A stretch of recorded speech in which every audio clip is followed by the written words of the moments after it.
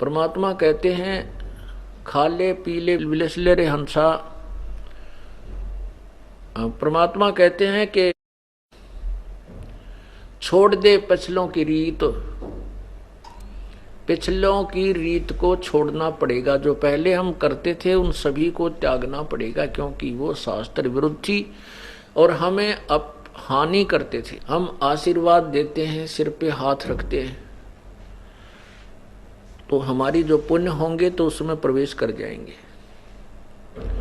और हमारी उतनी ही जेब खाली हो जाएगी।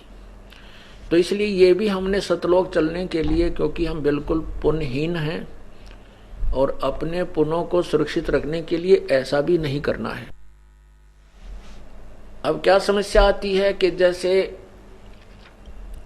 हमारी बेटियां हैं जो जिन्होंने उपदेश ले रखा है, वो कहीं ऐसे परिवार में उनका विवाह होता है कि वो उपदेशी नहीं है, तो वो कहते हैं कि हमने बुजुर्गों के पैर छूने पड़ते हैं, नहीं तो एक लोक वेद के आधार से हम निंदनीय हो जाते हैं, दुनिया बात बनाती है। तो उनके लिए हम प्रार्थना करते हैं कि आप चरण छू सकते हो, लेकिन अपने चरण नहीं छुआना, क्योंकि हम चरण छुएंगे तो उससे कुछ ना कुछ लेंगे। मतलब हमारा वहां चरण छूने का उद्देश्य ये ना होना चाहिए कि ये मुझे कुछ दान दे या मुझे कोई आशीर्वाद दे, ऐसी भावना नहीं होनी चाहिए। केवल एक रिवाज है तो हम उनके चरण छुएं भी, दुख दर्द हो जावे बूढ़े बुजुर्ग जवान के पैर दबावा भी, कमर भी दबावें, सिर भी दबावें, मालिश करें, नवावें, ऐसी कोई वो दोष नहीं है। भक्तिहीनता या नाम नहीं खंड होता। नाम खंड उसका होगा जैसे आप किसी वृद्धावर्ध के पैर दबा रहे हो और वो आशीर्वाद दे रही है, बढ़ने जाएगी। आपको पता है ये खाली टूटी है, इसमें कुछ नहीं है, या वो बांडा है, इसके पल्ले कुछ नहीं है।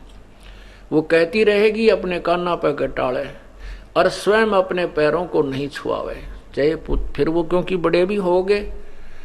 और ऐसे भी उपदेशी हैं जिनके बच्चों लड़कों का विवाह होता है, पुत्र वधू भी आती हैं, वो चरण छूने की चेष्टा करती हैं, तो चरण जितने वो झुके उनका आदर भी अनादर नहीं करे, वो चरण छूने की चेष्टा करें। आप भी उतना ही झुक के उसके हाथ पकड़ ले और सीने से लगा ले, आ मेरी बेटी। बस सबसे प्यार अच्छा और ये बेस्ट मेथड है। तो इस प्रकार अपने चरण नहीं छुआने हैं और किसी दूसरे का जैसे बुजुर्ग का सत्कार करने में पाप नहीं, ना कोई नामखंड नहीं होता। लेकिन उद्देश्य ये ना हो कि मैं इसके चरण छूं और ये मुझे आशीर्वाद दे, मुझे कुछ प्राप्ति हो पुत्र की या धन की, फिर नामखंड होगा। तो हमने किसी को सिर पे हाथ नहीं रखना, आशीर्वाद नहीं देना, ये हमारे फॉल पॉइंट हैं। ये हमें भक्तिहीन करने के काल के जाल और रिवाज है। इनको ऐसे तरीके से हमें एक बीच का रास्ता निकालना है कि सांप भी मर जाए, ये रिवाजें भी बंद हों और लाठी भी ना टूटे, हमारा नाम भी खंड ना हो।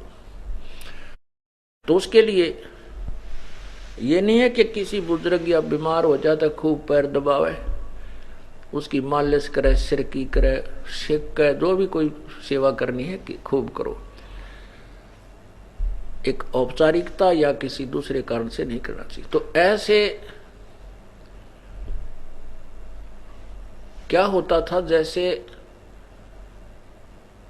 पहले पगड़ी बांधते थे, जिसको पगड़ी बांध दी बड़े बेटे का, तो वो आशीर्वाद देता था पहले ही कि ये मेरे बाद ये उत्तराधिकारी होगा। फिर कुछ क्या होता है कि मृत्यु के उपरांत वो बुजुर्ग, उनका पिता या दादा पितृभूत बनकर फिर उसी में प्रवेश कर जाता है और अपनी शेष कमाई को फिर उसमें प्रवेश करके भी बांटता रहता है, और इस प्रकार वो फिर सीधा पशु योनि में पहुंच जाता है। ये काल का जाल है, परमेश्वर कबीर देव ने हमें बताया है। अब हमने पग पग पर बहुत ही फूंक फूंक कर कदम रखने हैं, यदि आपने इस काल के जाल से निकलना है। अगर आप ये वीडियो YouTube पर देख रहे हैं तो हमारे चैनल को सब्सक्राइब करें और बेल आइकन को दबाना ना भूलें। अगर आप Facebook पर ये वीडियो देख रहे हैं तो हमारे पेज को लाइक करें